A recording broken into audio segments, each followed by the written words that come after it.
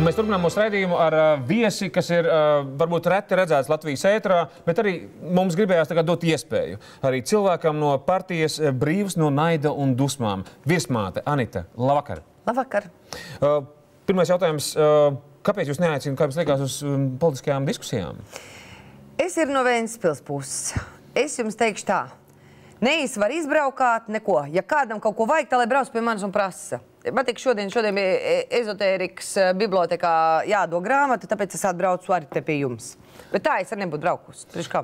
Mums ir jautājums par jūsu partijas nosaukumu. Varbūt tas ir tas, ka cilvēki tā kā nevar saprast, kā var partiju nosaukt Brīvs no naida un dusmām, jo tā doma jau tā kā ir laba. Tas nav pillais nosaukums. Kāds ir pillais? Pillais nosaukums ir esi brīvs naids no dusmām, cērmēm, lenteņiem un utīm. Tikai dēlē nevar ierakstīt, tāpēc pirmos divus atstāju. Kāpēc jums ir pat beigās tas utis un tas lentenis un tas viss vajadzīgs nosaukumā? Cilvēks viņš piedzimst brīvs no visa kā.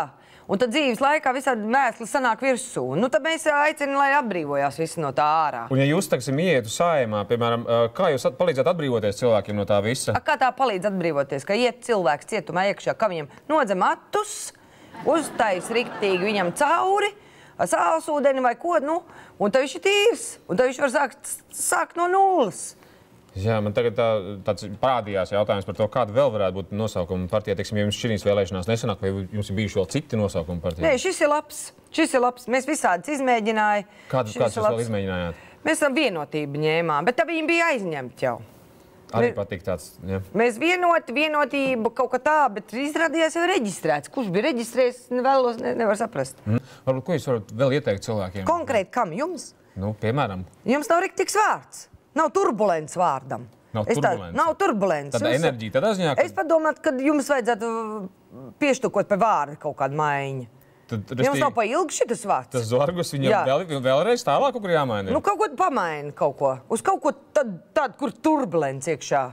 Par kādu piemēru pateikt? Nu, man, piemēram, ir foršs vārds. Kāds man bija? Bez Anitas.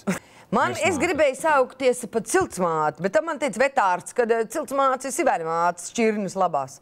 Un tad es sev pa virsmātu iesaucu. Jūti virsmāti, kāds turbulents ir tai vārdā. Te var vai padomāt. Es katram cilvēkam iesaku padomāt par vēl kādu vārdu. Labi, paldies jums, Anita, liels par to, ka atnācāt uz studiju. Tas ir viss? Nu, es kaut ko vēl gribētu pateikt cilvēkiem? Nu, es gribētu, lai cilvēki zina. Lai cilvēki zina, ka brīvs no dusmām, naida, cērmēm, utēm un lenteņiem. Tad ir brīvāk dzīvošana. Nevajag naudu, tad tu esi brīvs no nauda.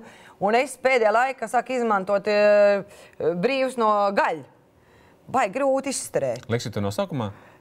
Brīvs no gaļa? Jā, nu tas man arī viena prāta, bet tur tā aile baigi šaura.